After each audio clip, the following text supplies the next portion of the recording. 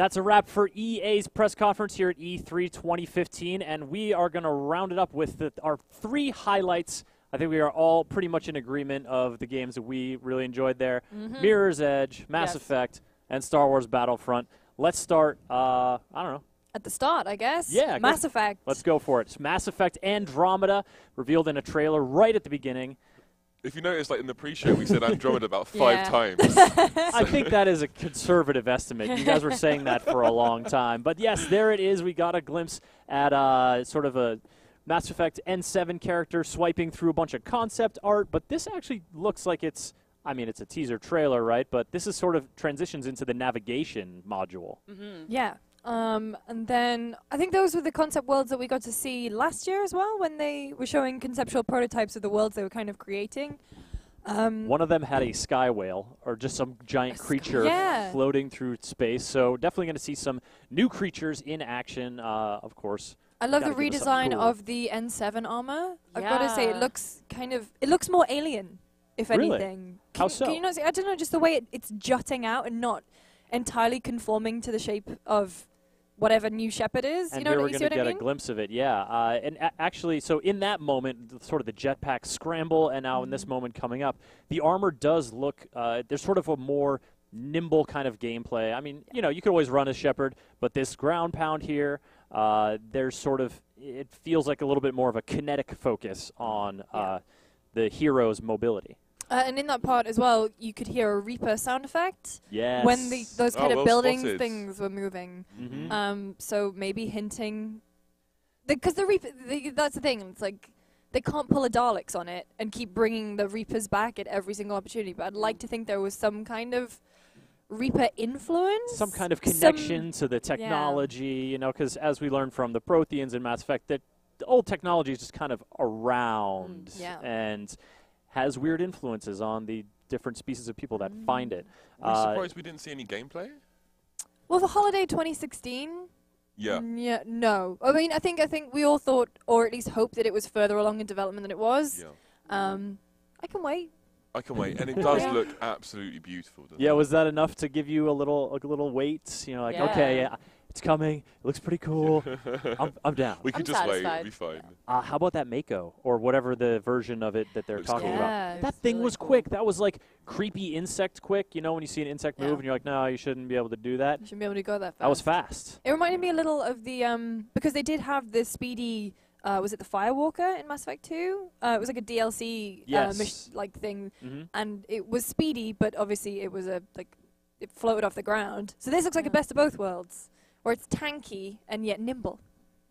Very exciting. Mass Effect Andromeda. That's our first look. Got it just at the EA press conference here at E3 2015.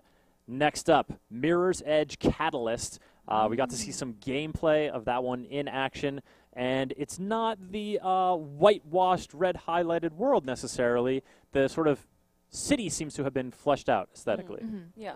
I was actually writing a news story when this was on, so I didn't actually get to see it. So if you guys could describe it for me, that would be... Just describe it for everyone. What did it... Why don't you look at this trailer? Yeah. Oh, wow. Better yet, yeah. Right on cue. So you see the kind of cues that are, you know, the scuff marks, the red walls that are sort of visual cues to help you maintain your speed, that thing that made Mirror's Edge so, like it made you able to have that kind of momentum through the world.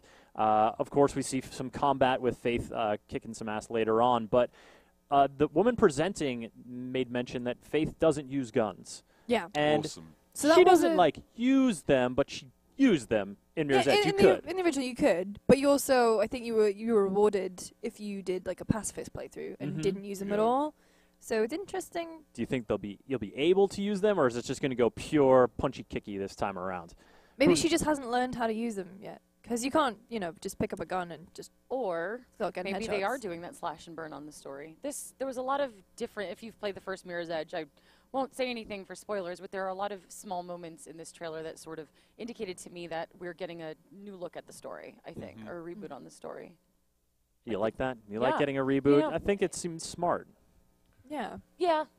And let's talk a little bit about the fact that it is now completely open. Yeah. There are no levels. It's just complete free roam, no loading screens. Wow.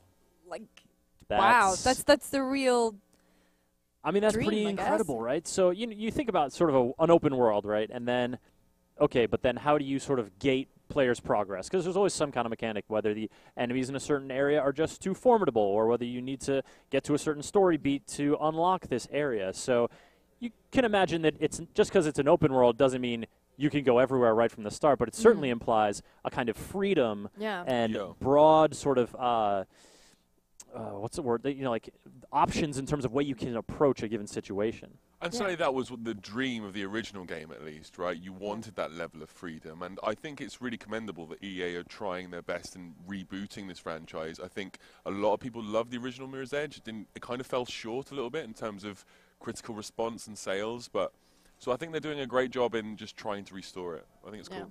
Yeah, keeping the visual identity and sort of the aesthetic identity, but then also giving nods that, this is a new take on Mirror's Edge for a new generation of consoles.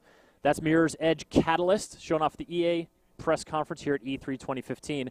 And then, of course, the EA press conference ended with Star Wars Battlefront as promised. CEO Andrew House said it right from the beginning. And we've known we were going to get gameplay ever since the reveal.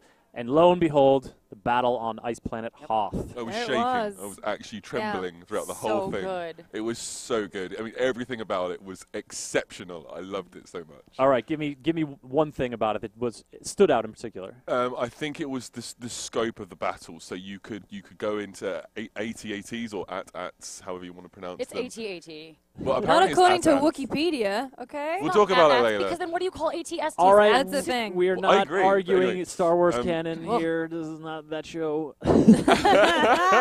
Go down that rabbit hole. You this never game come is out. so not canon anyway. Yeah, it's but just you can't shoot cannons. Just flying in ships, commanding different vehicles, having Jedi powers, seeing Darth Vader on the battlefield. Just everything about it, I thought they absolutely nailed, and I can't wait to play this game. It looks incredible. It's a beautiful looking game. This is the impression I got when we got to see the gameplay demo at Star Wars Celebration, was just the environmental detail was rich. Like, look at the stuff on the rocks. So just that kind of detailing really pops in a way that it doesn't feel distracting. It just feels enriching to the whole environment. All those footprints in the snow. So they said that DICE have been working with a process called photogrammetry. Yes. Which is just basically you take a buttload of photos of something like a cliff face and then feed it into a program, and it spits out these really realistic-looking models you can just plonk straight into the game. And it's clear that it's helping the game look fantastic. Oh, yeah. It's such a great development tool, and I guess more games are going to be using it now. But the whole game, it just looks great. It looks so good. And we saw some vehicles in action here, of course, a TIE Fighter. There's also X-Wing flight. These, of course, are only in atmosphere. They've announced that there are no space battles in Star Wars Battlefront. Also, I think I misspoke on the pre-show. 40 players is the cap that they've announced, not the 32 that I mentioned. So 20 per side. But and the changing of perspectives, right, between third person and first person, cockpit and out of ship view, just incredible. And they do that in a ship, they do that in the AT-AT, they do that and you do that on foot, and you can do that at will, at any point in time, depending on how you prefer to play or what you think will give you a situational advantage, or if you just, as in this case, want to take a look at your sick green mohawk. Yeah. Heck yeah. We're coming up to, this was my favorite moment, I think, just when the guy turns around and just sees that his body is just...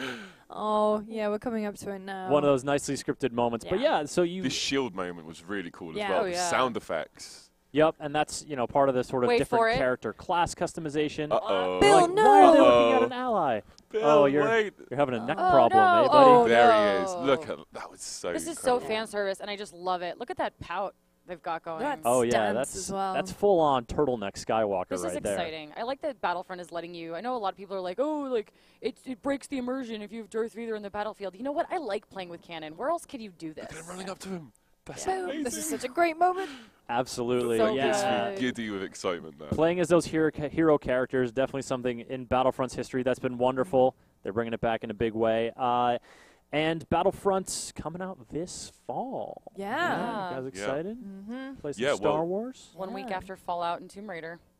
It's going to be a busy month. Wow, what a month. It's going to be real busy. Embarrassment of riches, hopefully, as all these games turn out to be as exciting as we're hoping they will be. Thank you, folks, so much for joining us for our EA post-conference pre- and post-show. Coming up next is the Ubisoft press conference in just about 20 minutes. We're going to take a break, and we're going to be back to stream that press conference to you live, and we'll be back with a post-show analysis following to talk about all the highlights there, all the stuff they hit, all the new IP they hopefully unveil, and more excitement here from E3 2015.